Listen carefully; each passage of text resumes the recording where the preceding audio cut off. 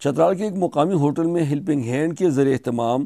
Climate change یعنی موسمیاتی تبدیلی پر ایک روزہ سیمینار منعقد ہوا۔ اس سیمینار کا موضوع تھا youth for a cooler planet, یعنی ایک ٹھنڈے سیارے کے لیے نوجوان کا کردار۔ سیمینار میں ماحولیات سے متعلق مختلف ماہرین نے شرکاء کو ماحولیاتی تبدیلی اور اس کے نقصانات سے متعلق معلومات فراہم کی۔ ماہرین نے کہا کہ دنیا کے امیر ترین ممالک میں ہزاروں کارخانے ہیں جو امیشن اور کاربن ڈائی آکسائڈ جیسے زہریلا گیس خارج کرتے ہیں۔ پاکستان میں کارخانے بہت کم ہیں اور چترال میں کارخانے نہ ہونے کے برابر ہے، مگر اس کے باوجود ان ممالک کی وجہ سے چترال جیسے پسماندہ علاقے بھی متاثر ہو رہے ہیں۔ انہوں نے کہا کہ گلوبل وارمنگ یعنی عالمی حدت کی وجہ سے چترال کے پہاڑوں پر صدیوں پرانے گلیشیئر تیزی سے پگھل رہے ہیں، جس کی وجہ سے اچانک سیلاب آتا ہے جو بڑے پیمانے پر مالی اور جانی نقصان کا باعث بنتا ہے۔ ماہرین نے شرکاء اور خاص کر نوجوان نسل پر زور دیا کہ وہ اپنے اس دنیا کو گلوبل وارمنگ کی منفی اثرات سے بچائیں اور زیادہ سے زیادہ پودے لگا کر اپنے اس سیارے کو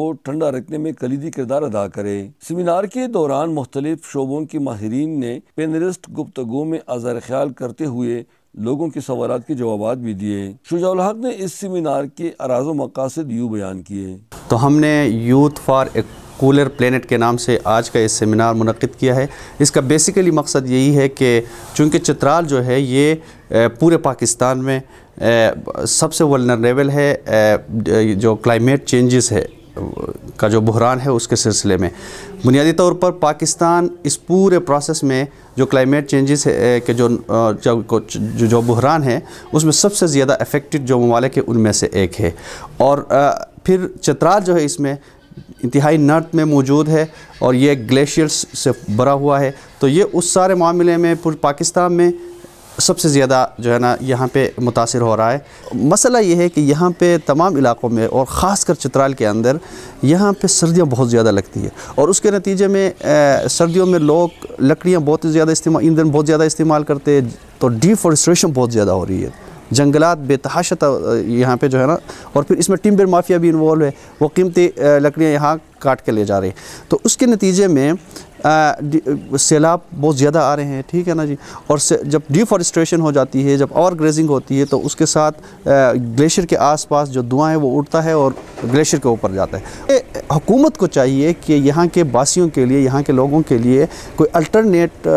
ڈھونڈ لے،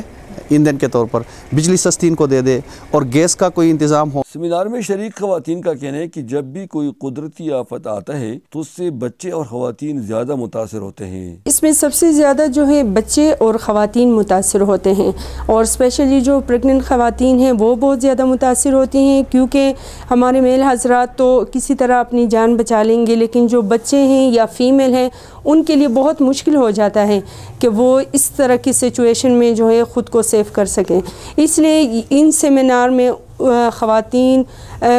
کی شمولیت بہت ضروری ہے، تاکہ ان کو اویئرنیس ہو کہ اس سچویشن میں وہ خود کو کس طرح سیف رکھ سکتی ہیں اور اپنے بچوں کو کس طرح سیف رکھ سکتی ہیں۔ اس سیمینار میں کثیر تعداد میں خواتین و حضرات نے شرکت کی، جو اس دعا کے ساتھ اختتام پذیر ہوئی کہ اللہ تعالیٰ وطن عزیز کو ہر قسم کے شر اور قدرتی آفات سے محفوظ رکھے۔ اس سیمینار کا بنیادی مقصد چترال کے عوام کو آگاہی دینے تھا، کیونکہ اس علاقے میں بار بار قدرتی آفات سے بڑے پیمانے پہ جانی اور مالی نقصان کا سامنا کرنا پڑتے لوگوں کو، تو اس کا مقصد یہ تھا کہ لوگ اپنے آپ کو اور دوسروں کو کیسے نقصان سے بچا سکتے ہیں۔ احمد زادہ غلام فاروقی، چترال۔